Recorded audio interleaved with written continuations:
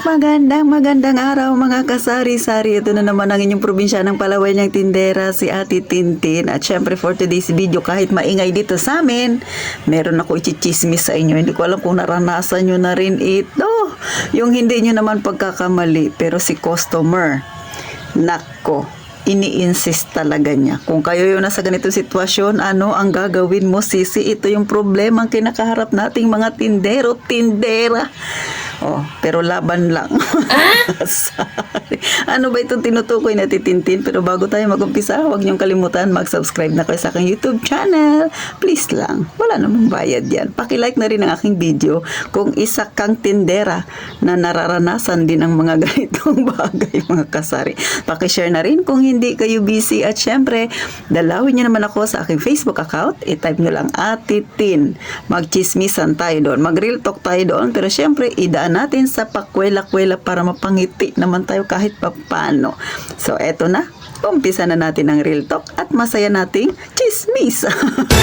Isang magandang araw mga kasari-sari. So, dito sa amin sa lungsod ng Puerto Princesa City, Palawan, o diba, ay medyo kumukulimlim na at medyo maingay din ang aking paligid mga kasari. So, kayo ba? Na-experience nyo na ba ito? So, kanina ko lang siya na-experience, no? So, madalas talaga tayong mga tindero-tindera ang nagiging kalugihan natin kapag bumibili tayo ng panindang itlog. Kayo ba? Pagka binabalik ba ni customer yung itlog sa inyo na nabili, pinapalitan nyo ba yung bulok, yung bugok? Oh, pinapalitan nyo ba? So, kami dito, parang nakasanayan na pagka bulok yung nabili sa'yo ni customer at ikaw ay tindera ng sari-sari store, parang automatic papalitan mo yun. Pero kasi tayo, hindi man natin pwedeng maibalik na yun sa palengke. At hindi rin natin naman kasalanan kung bulok nga yung kanyang napili. So, eto na nga ang naging problema na titintin, no? So, bumili si customer sa akin ng itlog, 2 piraso, tsaka 1 footlong. So, ngayon, mga kasari, siguro mga 15 minutes lang, bumalik siya. Parang ako pa yung sinisisi niya. Sabi niya, te, bulok yung 1 itlog. Sabi niya ganon. Sabi ko sa kanya, o di sige, palitan ko. O, ganon talaga, wala tayong magawa. Di, syempre, ganon ang negosyo, may lugi. O, no? Palitan ko. So, gusto niya, 2 ang palitan ko, kayong 1 raw bulok, yung 1 hindi. Kaya lang, nilagay niya sa isang lalagyanan, tapos ngayon, naghalo ang bulok at hindi. So, parang ako yung may kasalanan kasi bulok yung 1 itlog at napaghalo niya. So, sabi ko, 1 lang ang papalitan ko kasi 1 lang yung bulok. Yung 1, hindi ko yan kasalanan kasi kasalanan mo yan nilagay mo sa isang lalagyan. Dapat hindi mo sinabay.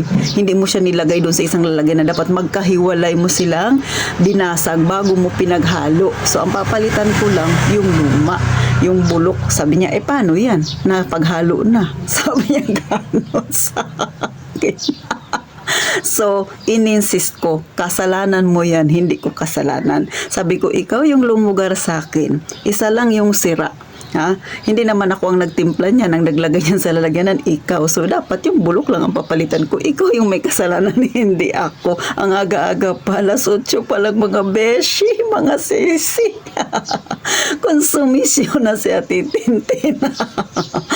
Pero, syempre, mga kasari, no?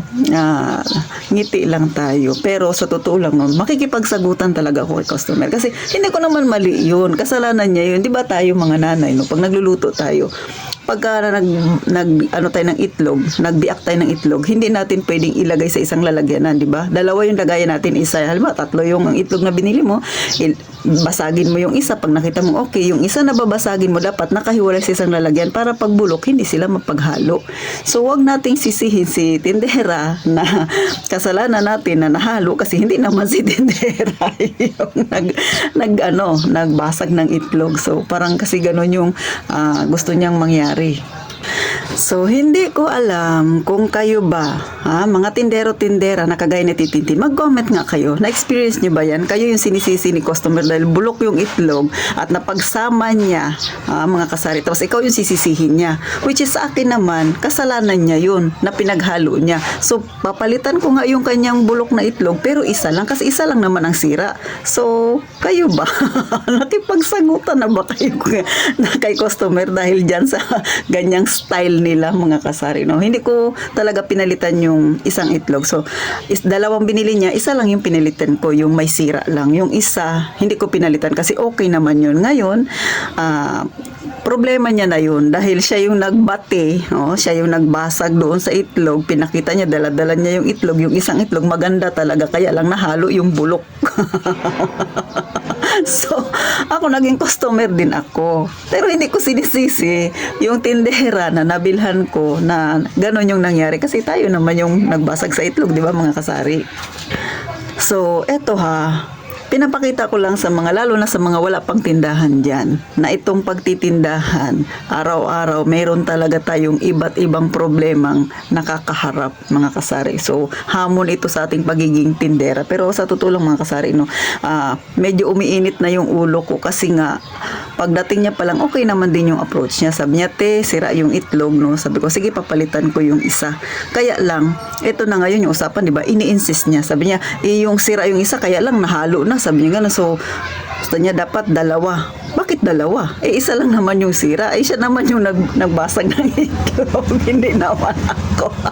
Sabi ko sa kanya, kung ikaw ang lumagay sa katayuan ko, isa lang yung bugok. Dapat yun lang papalitan ko. Ikaw ba kung ikaw yung negosyante, papayag ka sa gano'n? Lugi na nga ako, di ba? Palugi na nga lang. Pero sige lang, kasi bulok yan. Sabi ko, hindi ko yan may babalik sa palengke.